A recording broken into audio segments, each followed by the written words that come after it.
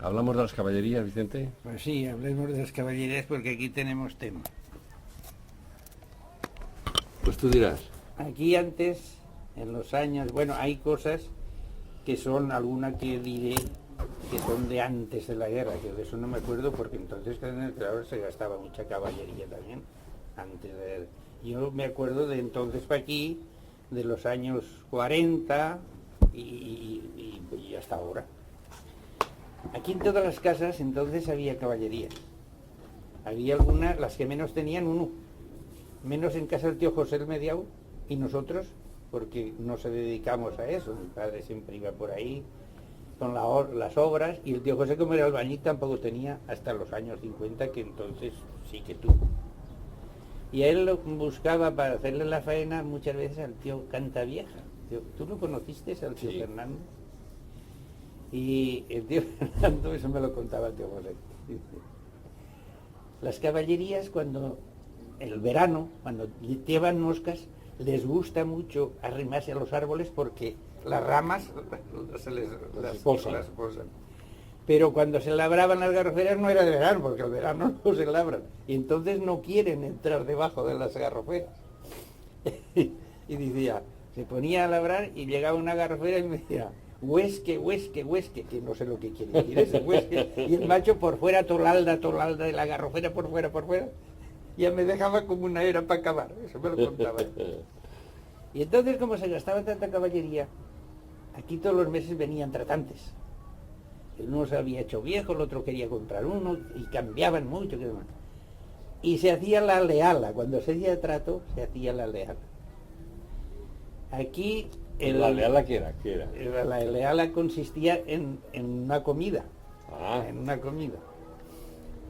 Aquí venía uno de Torrechiva, que eran tío Vicente de la Morena, que decían, que era el usurero de aquí, de estos pueblos, el que dejaba las perras. Tenía perras. Sí, tenía alguna perrica, pero ese la dejaba, si era al 5, él cobraba Más. al 15 o el 20, todo lo que podía.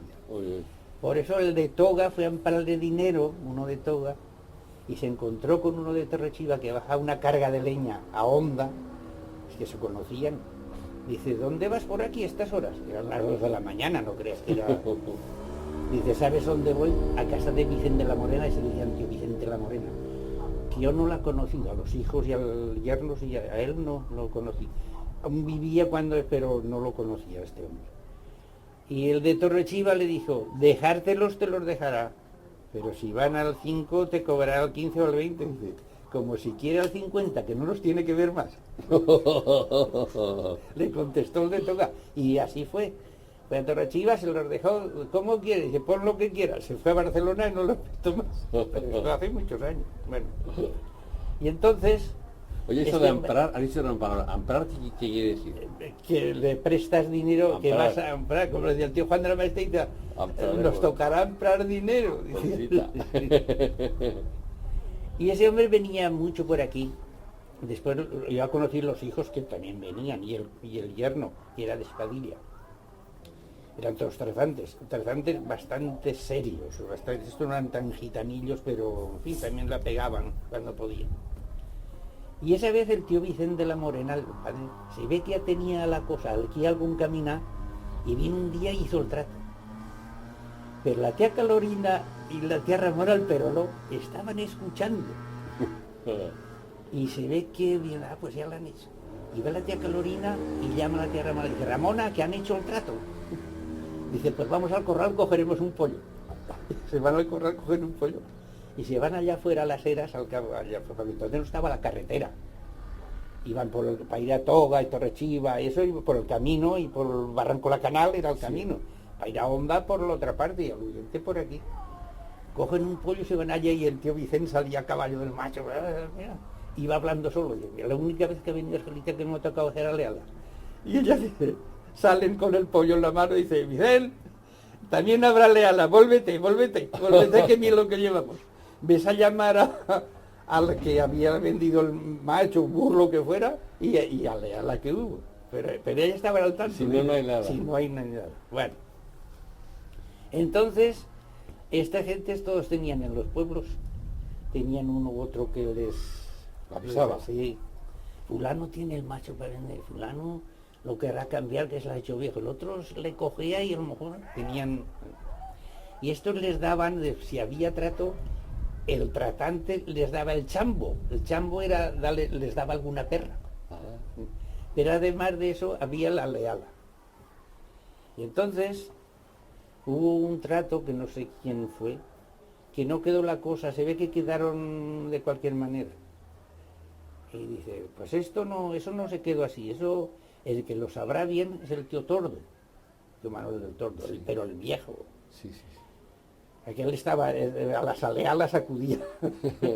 Estaba atento. Dice, pues llámalo a él y verás cómo no es de la forma que tú dices, eso no es así. Y llaman al tío Tordo y aquel se ve que dice, si digo esto, quedo mal con este, si digo lo otro, quedaré con el otro. Aquí esto, ¿cómo me los apañaré? Dice, chicos, yo no me acuerdo muy bien cómo estuvo eso. Dice, ¿y la leala qué fue? Dice, no se hizo casi nada, allí sacaron unas sardinas, dice, pues mira, si hubiéramos comido carne me acordaría, pero como hemos comido esto, y quedó bien el hombre. Sí, quedó bien con eso. Entonces, cuando venían esta gente, pues la leala se pagaba entre el comprador y el vendedor, A mitades. a mitad cada uno, que la pagaba siempre el comprador, porque el vendedor o el que cambiaba apuraba más las cuentas y así para que le salía. Pero la única ventaja que tenían fue que el vendedor, el tratante iba él, un máximo 2, y el comprador iban, porque entonces había muchos chicos, él, la mujer, 4 o 5 chicos, los abuelos si tenían casa, el vecino, el otro cuñado, se juntaban allí. Todos del trato. Y no comían carne en todo el año y entonces comían carne. El tío así. Y entonces salía bien porque pagaban la mitad cada uno. Le Claro. darían 5 duros, no, 5 duros no valían, 5 duros valía lo que valiera, pero pagaban la mitad cada uno, pero en casa habían comido una docena, y los otros comían uno solo, o dos. Pero 5 duros no valía menos. Menos 5 duros hoy. Si la carne, el kilo de carne valdría 2 reales, entonces. Uy, uy, uy. Sí, yo la he conocido a 5 pesetas, pero era después de la Sí. guerra. Pero entonces cuando estas gentes así, 2 reales no valdría más de 2 reales, ¿no?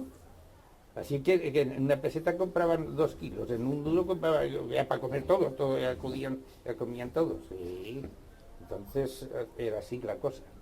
Me comentabas que los machos buenos para el pueblo eran de un tamaño, ¿no? Sí, eran los que no eran muy grandes, ni los medianos, esos eran los mejores. ¿Por qué? Y por el asunto aquí eran todas en garroferas y el grande no puede, las garroferas están bajas, había de ir por fuera y se quedaba mucho para cavar y el pequeño por dentro pasaba, por debajo de las garroferas pasaba.